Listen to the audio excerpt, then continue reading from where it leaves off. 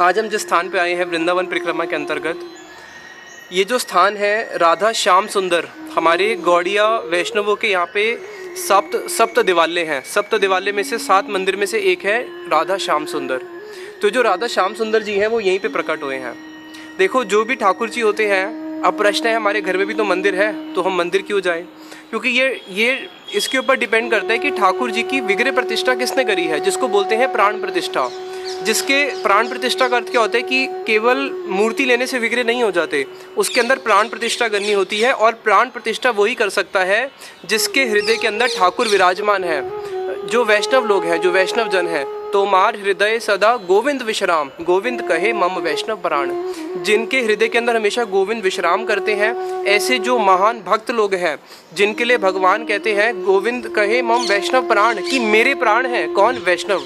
तो जो वैष्णव है वो भगवान के प्राण हैं। तो ऐसे जो भगवान के प्राण तुल्य जो वैष्णव लोग हैं, वो ही वास्तविक में विग्रह प्रतिष्ठा कर सकते हैं। उनके विग्रह प्रतिष्ठा करने से ही वास्तविक विग्रह प्रतिष्ठा मानी जाती है। अगर वैष्णव लोग विग्रह प्रतिष्ठा नहीं करते, संसार का कोई कर्मी या फिर कोई ब्राह्मण या कोई पंडित विग्रह प्रतिष्ठा करता है जो वैष्णव नहीं है, वो विग्रह प्रतिष्ठा संपूर्ण नहीं मानी जाती। तो ये डिपेंड करता है कि भाई कौन सी विग्रह प्रतिष्ठा कौन से भक्त ने करी है। अब देखो, राधा यहाँ पे जितने भी ठाकुर हैं वृंदावन के अंदर, अनेक ठाकुर अनेक संतों ने प्रकट करे हैं, लेकिन ये जो राधा श्याम सुंदर जी हैं, ये स्वयं राधा जी ने अपने हृदय से प्रकट किए हैं। अपने हृदय से राधा जी ने कैसे इनको प्रकट किया, उसकी हम कथा सुनते हैं।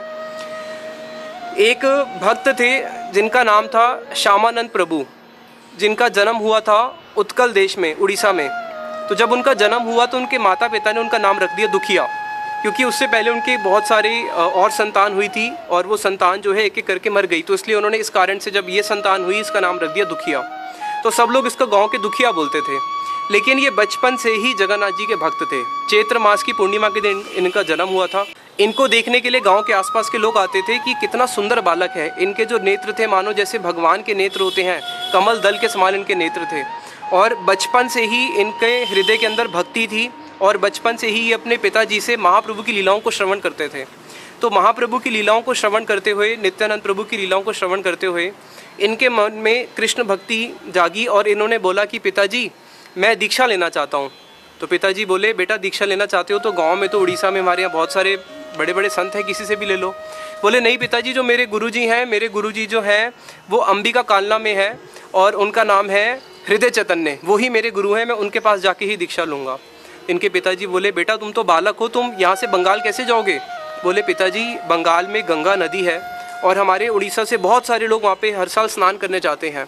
तो जब लोग यहाँ से गंगा जी स्नान करने जाएंगे, मैं भी चले जाऊँगा और वहीं से मैं अंबिका कालना जाके, अंबिका कालना नवदीप धाम के पास है, अपने गुरुदेव से मैं दीक्षा लूँगा। तो इससे पता चलता है कि कैसे ये नित्य है, नित्य परिकर है और इनके जो गुरु हैं वो भी इनका आपस में संबंध नित्य है। तो ये अंबिका कालना पहुँचते हैं। वहाँ पे जाके जैसे इन अंबिका कालना पहुँचे तो वहाँ पे जाके हृदय चैतन्य जी से मिले। हृदय चैतन्य जी ने इनसे पूछा, तुम ही के, तुम कौन हो? बोले कि मैं भगवान का सेवा करना चाहता हूँ, आपसे गुरु मंत्र लेने के लिए आया हूँ, आपसे दीक्षा मंत्र लेने के लिए आया हूँ। तो उन्होंने बोला, तुम्हारा नाम क्या है? बोले मेरा नाम दुखी है। बोले अगर तुम्हारा नाम दुखी क्यों है? तुम तो कृष्ण की सेवा करने आए हो, गुरु सेवा करने आए हो, तो इसलिए तुम तो कृष्ण दास हो। तो इसलिए उनका नाम हो गया दुखी कृष्ण दास। सब लोग उनको जानने लगे दुखी कृष्ण दास के नाम से। तो वहाँ पे हृदय चैतन्य जी से इन्होंने मंत्र दीक्षा प्राप्त करी। अब देखना, बहुत शिक्षा मूलक बात है। हृदय चैतन्य जी जो है वो कृष्ण के सख्य रस में कृष्ण के सखा के रूप में सेवा करते हैं। और जो दुखी कृष्णदास थे, उन्होंने देखा कि ये जो मेरा शिष्य है ये सख्य रस का नहीं है, इसका जो रस है और ऊंचा है, ये श्रृंगार रस का उपासक है। 5 प्रकार के रस होते हैं, इन 5 रस से हम कृष्ण की सेवा कर सकते हैं। सबसे पहला होता है शांत रस। शांत रस, क्योंकि वृंदावन में जितने भी उपकरण हैं, जितनी भी वस्तु है, वो सब चिन्मय है, कुछ भी जड़ नहीं है। कृष्ण के जो कुंडल हैं वो भी चिन्मय है, कृष्ण का जो पीताम्बर है वो भी चिन्मय है, यहाँ की भूमि भी चिन्मय है, वृक्ष लता सब चिन्मय है। तो इसको बोलते हैं शांत रस। उसके बाद आता है दास्य रस, जिसके अंदर हम कृष्ण की दास्य रस से सेवा करते हैं कि वो हमारे प्रभु, हम उनके दास। फिर आता है सख्य रस, कि भाई हम कृष्ण के सखा हैं। सख्य रस में क्या हो गया? सख्य रस में दोनों सम हो गए। इससे पहले का जो दास्य रस था, दास्य रस में दास छोटा है, प्रभु बड़े हैं।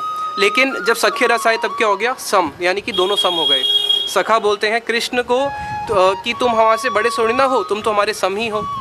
फिर अब एक कदम और ऊपर बढ़ते हैं तो आ जाता है वात्सल्य रस। वात्सल्य रस में क्या हुआ, भक्त बड़ा हो गया और भगवान छोटे हो गए। क्यों? लालन पालन, कि मैंने कृष्ण का लालन पालन करना है। यशोदा मैया कृष्ण का लालन पालन करती है और उनके ऊपर शासन भी करती है। इतना ऊंची भक्ति बढ़ जाती है कि जिसके अंदर उसको भगवान ना मान के उनको अपना पुत्र मानते हैं और वहाँ पे कृष्ण का शासन भी करते हैं, कृष्ण का लालन पालन भी करते हैं और कृष्ण डरते भी हैं। तो ये हो जाता है वात्सल्य रस, जिसमें अब भक्त छोटे और भगवान बड़ा हो गया, भक्त बड़े और भगवान छोटे हो गए। फिर आता है श्रृंगार रस, जो सबसे ऊंचा रस है, जिसके अंदर गोपियाँ अपने सर्व अंगों से कृष्ण की सर्व अंग की सेवा करती है। तो जो हृदय चैतन्य है वो सख्य रस के उपासक है। उन्होंने देखा कि जो मेरा शिष्य है तो श्रृंगार रस का उपासक है। जितनी भी जीव आत्मा है, हर आत्मा का एक ना एक रस में वो उसके नित्य गठित है कि वो कृष्ण के कौन से रस में सेवा करेगा। हो सकता है कि कोई स्वरूपता कृष्ण का दास हो, कोई कृष्ण का सखा हो, कोई कृष्ण को वात्सल्य रस से पूजा करता हो, तो कोई कृष्ण की गोपी हो। ये सारी जितनी भी जीव आत्माएं हैं, सबके हृदय के अंदर ये जो रस है ऑलरेडी बीज फॉर्म में है। तो उन्होंने देखा कि मैं तो सख्य रस का उपासक हूँ और ये जो मेरा शिष्य है ये श्रृंगार रस का उपासक है। अब मैं तो इसको श्रृंगार रस नहीं दे सकता, क्यों? क्योंकि मैं सख्य रस में हूँ। तो उन्होंने उनको दीक्षा मंत्र देने के बाद वृंदावन भेज दिया कि तुम वृंदावन जाओ और वृंदावन में जाके तुम श्रील जीव गोस्वामी जी के पास रह के तुम उनसे शिक्षा ग्रहण करना।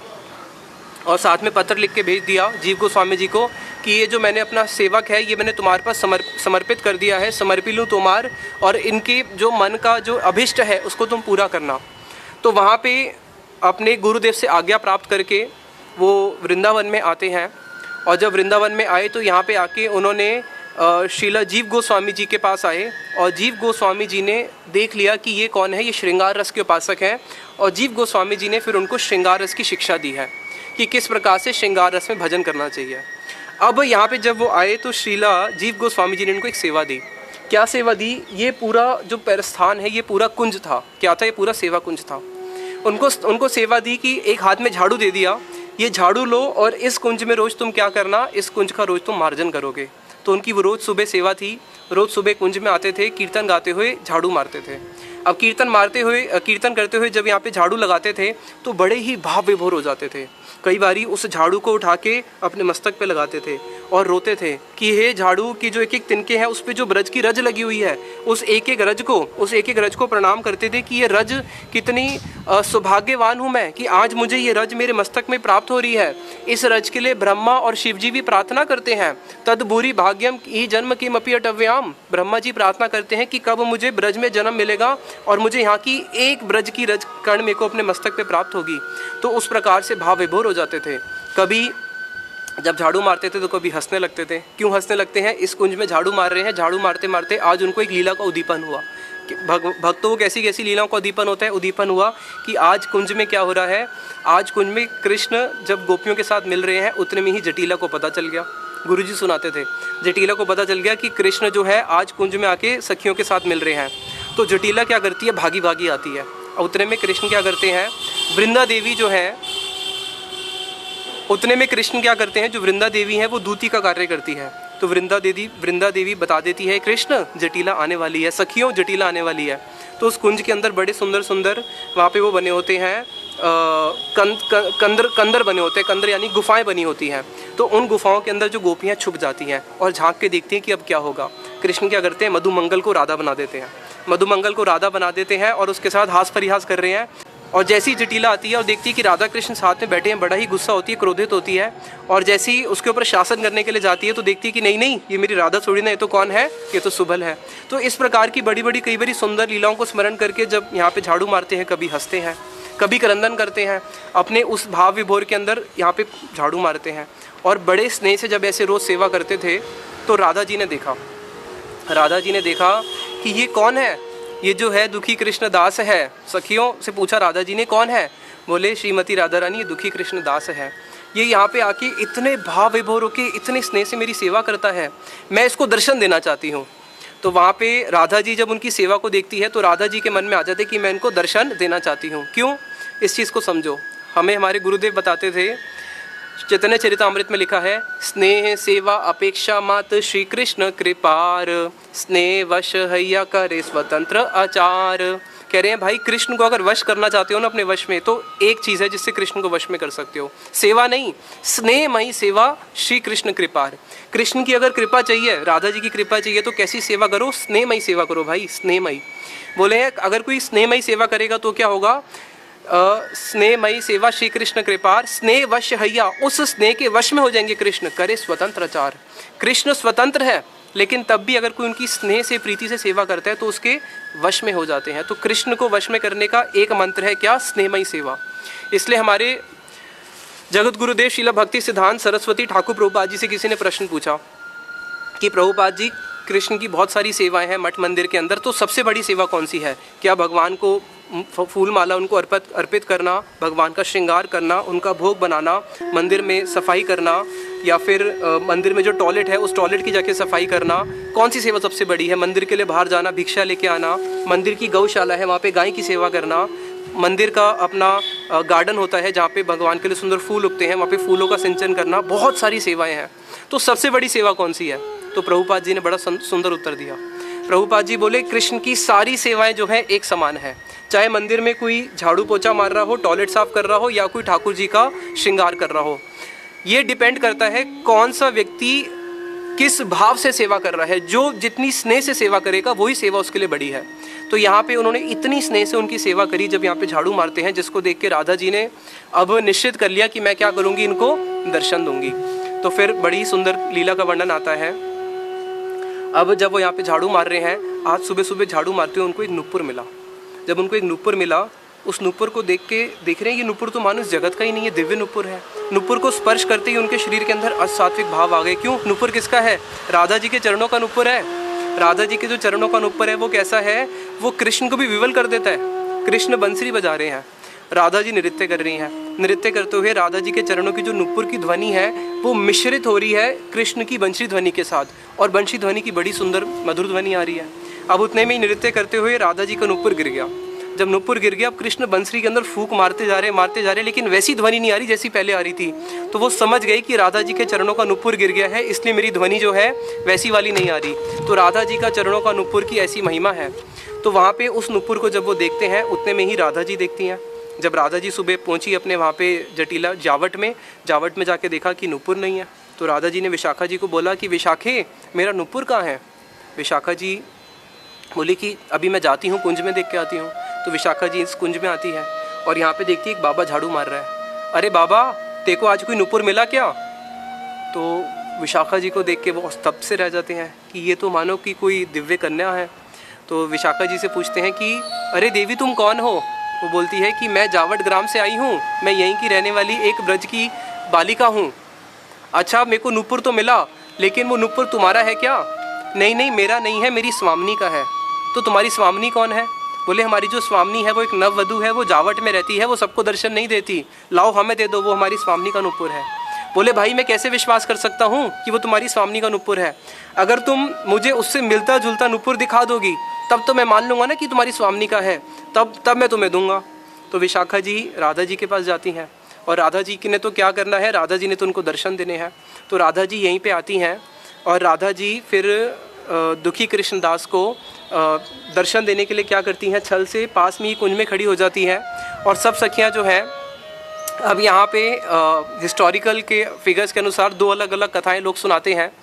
एक तो वैष्णव लोगों से सुनने को मिलता है कि जो दुखी कृष्णदास जी हैं वो बोलते हैं कि ये जो नुपुर है ये मैं खुद ही जहाँ से गिरा है वहीं से ही राधा जी के चरणों में लगाऊंगा। पहले मुझे राधा जी के चरण दिखाओ, जो तुम्हारी स्वामिनी है उनके चरण दिखाओ, क्या उन्हीं का ही नुपुर है ना? क्योंकि अगर ऐसा मिलता जुलता नुपुर दूसरे चरण में भी होना चाहिए। तो बोलते हैं भाई, हम सब सखियाँ बोलती है, अरे बाबा तू वृद्ध हो चुका है, बाबा है, तू क्या हमारी नववधू के दर्शन करेगा? तो वो बहुत रोते हैं, कहते हैं नहीं, मैं तो जहाँ से नुपुर गिरा है चरणों में वहीं पे पहले देखूंगा। जब मेरे को पूरा मैं ये फिक्स कर लूँगा कि हाँ ये नुपुर इन्हीं का है, तभी मैं उसको दूंगा, वरना मैं नहीं दे सकता। तो विशाखा जी क्या करती हैं, ललिता विशाखा उनकी आंखों में पट्टी बांध देती है, उनको राधा जी के पास ले जाती हैं और उनको बोलती हैं कि देखो हम तुम्हें सिर्फ चरणों के दर्शन कराएंगे। तो वो जब राधा जी के चरणों के दर्शन करते हैं और देखते हैं कि तो वहीं से नुपुर गिरा है, और वहीं पे फिर वो राधा जी के चरणों में जैसे ही नुपुर लगाते हैं तो राधा जी बहुत कृपावान है। राधा जी क्या करती हैं, उनको अपना मुख दर्शन देती है, और राधा जी के दर्शन करके वे तो हा राधे भूमि पर लोटपोट करने लग जाते हैं। और कई एक जगह पे वर्णन आता है कि राधा जी पास में ही कुंज में खड़ी होती हैं और फिर सब सखियां जो हैं इनको राधा जी इनको बोलती हैं कि जाओ उसको लेके आ जाओ, मैं दर्शन दूंगी। तो राधा जी उनको अपने यहाँ पे दर्शन देती है। तो जैसा भी हो, ये स्थान ऐसा है जहाँ पे राधा जी ने दुखी कृष्ण को दर्शन दिए। जब दुखी कृष्णदास जी को दर्शन दिए तो वो भाव विभोर हो गए, राधा जी के चरणों में उन्होंने नुपुर दिया। उसके बाद राधा जी ने उनको अपने हृदय से एक विग्रह प्रकट करके दिए, अपने हृदय से, क्योंकि राधा जी के हृदय में कौन है? कृष्ण। कृष्ण के हृदय में कौन है? राधा जी। जो राधा जी के हृदय का धन है राधा श्याम सुंदर, तो राधा जी ने अपने हृदय से वो विग्रह प्रकट किए। और विग्रह किसको दिए? फिर दुखी कृष्णदास जी को। और बोली कि आज से तुम्हारा नाम दुखी कृष्णदास नहीं, आज से तुम्हारा नाम होगा श्यामानंद दास, जो शाम को आनंद दे, श्यामानंद दास। तो आज से तुम्हारा नाम श्यामानंद दास। तो तब से उनका नाम हुआ श्रीमन श्यामानंद दास। यहीं पे ही पीछे जो मंदिर है, यहीं पे ही श्यामानंद दास जी ने भजन किया है और यहीं पे उनकी समाधि स्थली भी है। और यहीं पे ही उनके विग्रह हैं राधा श्याम सुंदर, जो कि कहाँ से निकले हैं? राधा जी के अपने हृदय से निकले हैं। और बड़े ही सुंदर विग्रह हैं राधा श्याम सुंदर। कितने सुंदर हैं बताया कि ठाकुर जी का सुंदर कैसे, कितने सुंदर हैं। एक कीर्तन में श्रीला भक्तिविनोद ठाकुर जी कहते हैं, जन्म सफल तार कृष्ण दर्शन जार, भाग्य है आछे एक बार। कह रहे भाई जन्म सफल तार कृष्ण दर्शन जार, जिसको उन कृष्ण के दर्शन हो गए उसी का ही जन्म सफल समझो। क्यों भाई? वो ही वास्तविक में भाग्यवान पुरुष है जिसको कृष्ण के दर्शन हुए हैं। जिसको कृष्ण के दर्शन नहीं हुए, जिसको सारा संसार भी मिल गया, उससे बड़ा अभागा कौन है? इसलिए वास्तविक भाग्यवान पुरुष वो है जिसको कृष्ण के दर्शन हुए हैं। कैसे दर्शन है? इंद्रजील नीनी कृष्ण रूप खानी, हेरिया कदम्ब मूले, मन उचाटन ना चले चरण, संसार गेलाम भूले, सखी हे सुधामय से रूप माधुरी। सखी कह रही है कि हे कृष्ण, हे सखी, देख कृष्ण के कैसे दर्शन है। इंद्रजील मणि, ऐसे लगता है मानो कोई इंद्रनील मणि हो, क्योंकि जब राधा जी कृष्ण के दर्शन कर रही हैं, कृष्ण राधा जी के, तो मानो मणि के समान है। तो कृष्ण राधा जी के अंदर क्या देखते हैं? अपना ही प्रतिबिंब देखते हैं। और राधा जी जब कृष्ण को देख रही हैं तो अपना ही प्रतिबिंब देख रही है, और दोनों देखते ही उनका जो हृदय है उदासीन हो जाता है और मलिन हो जाता है, और दोनों विलाप करने लगते हैं। कृष्ण देख रहे हैं कि राधा जी कहाँ गई, और राधा जी देख रही हैं कि कृष्ण कहाँ गए। क्यों? क्योंकि दोनों एक दूसरे के अंदर क्या कर रहे हैं? अपनी प्रतिबिंब को देख रहे हैं। लेकिन जैसे ही उनका हृदय, जैसे ही उनका शरीर मलिन हो जाता है, क्योंकि वो विलाप करना शुरू करते हैं, तो कृष्ण को फिर राधा जी के दर्शन होते हैं, राधा जी को कृष्ण के दर्शन होते हैं। मानो कृष्ण के नेत्र कैसे हैं? गोपियाँ कहती हैं कि जो कृष्ण है, कृष्ण का जो सौंदर्य है, मानो वो कैसा है? एक कामदेव ने एक पाश बांध दिया हो। पाश हम किसको बांधने के लिए? गोपियों के नेत्र रूपी मृग को बांधने के लिए। तो गोपियों के नेत्र रूपी मृग को बांधने के लिए कृष्ण का रूप कैसा है? मानो कंदर्प के पाश के समान है। कृष्ण के इतने सुंदर दर्शन हैं, जिसको एक बारी कोई दर्शन कर ले तो फिर राधा श्याम सुंदर कितने सुंदर हैं। एक बारी अगर गोपी दर्शन करती है तो क्या कहते हैं? मन उचाटन ना चले चरण, संसार गेलाम भूले। कि भाई जो उनके दर्शन कर लेता है उसका मन तो फिर इस संसार से उचाटन हो जाता है। फिर क्या करता है? संसार गेलाम भूले, भाई फिर वो संसार को भूल जाता है, और उसके जो चरण है फिर वहाँ से हिलने का नाम नहीं लेते, वहीं पे स्तब्ध हो जाते हैं, नेत्र वहीं पे रुक जाते हैं, मन वहीं पे रुक जाता है, और कृष्ण उस मन को अपने वश में कर लेते हैं। तो जो राधा जी हैं, गुरुजी एक बात बोलते थे कि वो श्याम सुंदर कब तक हैं? जब तक उनके बाएं अंग में राधा जी हैं। अगर राधा जी कृष्ण के साथ नहीं है तो गुरुजी बोलते थे कि फिर कृष्ण क्या है? कृष्ण केवल एक फिर निर्विकार निर्विशेष ब्रह्म ज्योति है। कृष्ण भगवान तभी है जब उनके साथ में उनकी अपनी शक्ति है। और कृष्ण की पूर्ण शक्ति कौन है? राधा जी ही उनकी पूर्ण शक्ति है। राधा पूर्ण शक्ति, कृष्ण शक्तिमान, दो ही वस्तु भेद नहीं शास्त्र प्रमाण। राधा जी ही कृष्ण की पूर्ण शक्ति है।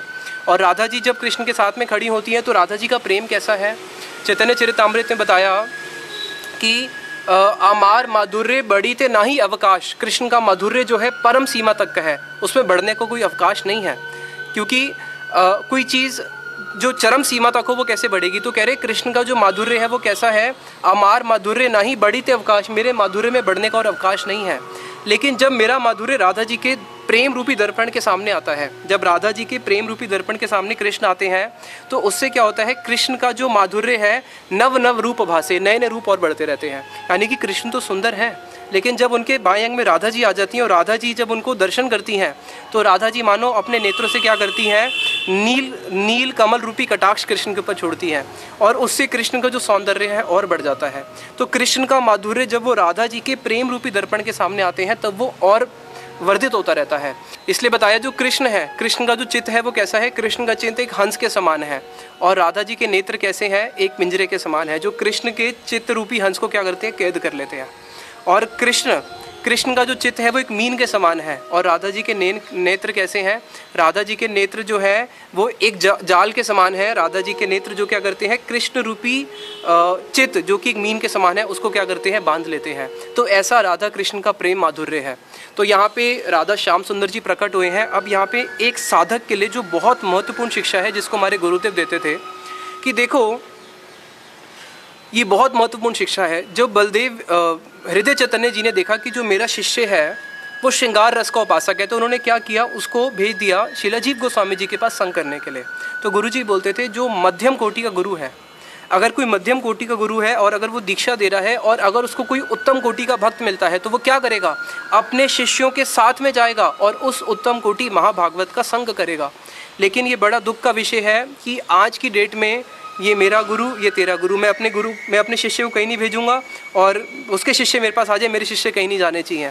तो गुरुजी बोलते थे, इसको बोलते हैं इंस्टीट्यूशनल भक्ति, कि हम अपने आप को किसी इंस्टीट्यूशन से फिक्स कर लेते हैं कि हाँ मैं इस इंस्टीट्यूशन का हूँ और इस इंस्टीट्यूशन ने जिसको स्टैंप लगा दी वही वैष्णव है, मैंने इस संस्था के बाहर किसी और का संग नहीं करना और इस संस्था के जो वैष्णव है उन्हीं का ही संग करूँगा।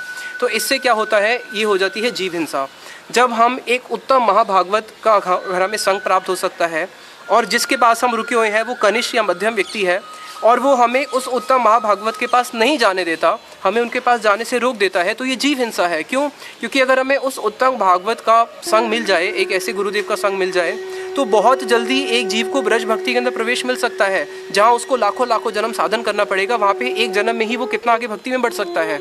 तो इसलिए गुरुदेव बोलते थे कि जहाँ पे भी शुद्ध भक्तों का संग मिले वहाँ पे हमें जाना चाहिए।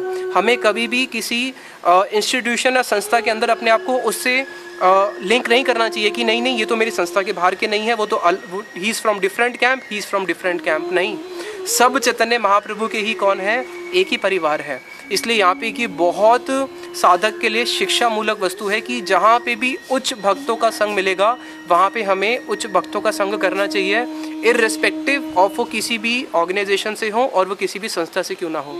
तो यहाँ पे गुरुदेव एक कथा और सुनाते थे शीला बलदेव विद्याभूषण जी की, क्योंकि यहाँ पे ही बलदेव विद्याभूषण जी की भी मंदिर के अंदर समाधि है।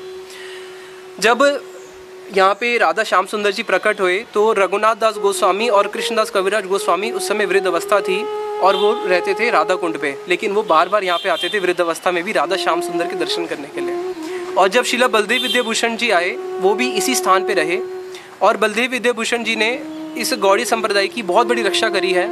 उन्होंने एक वेदांत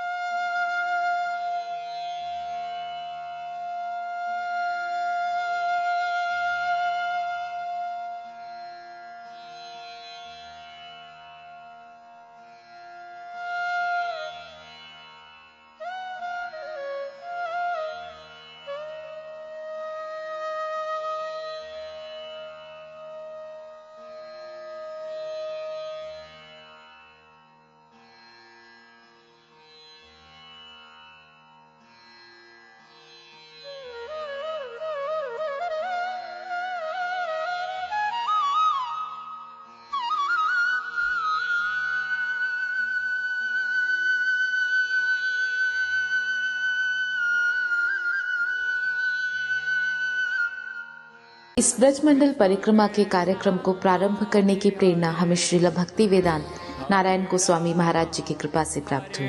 श्रीला नारायण महाराज जी विश्व प्रसिद्ध इस्कॉन के संस्थापक आचार्य श्रीला भक्ति वेदांत स्वामी महाराज के अति प्रिय शिक्षा शिष्य एवं प्रिय बंधु थे। इन्होंने केवल भारत में ही नहीं अपितु संपूर्ण विश्व में ब्रज की महिमा एवं श्री राधा कृष्ण की उत्तमा भक्ति का प्रचार किया, जिसके लिए इन्होंने 32 बार विश्व भ्रमण भी किया। इन्होंने प्रतिवर्ष संपूर्ण विश्व के श्रद्धालु भक्तों को एकत्रित कर कार्तिक मास में 84 कोस ब्रजमंडल परिक्रमा का प्रारंभ कराया एवं 100 से अधिक गौड़िया ग्रंथों का प्रकाशन भी किया। भक्ति जगत में इन सब योगदान के कारण ब्रज के विद्वानों एवं संतों के द्वारा श्रीला महाराज जी को युगाचार्य की उपाधि भी प्रदान की।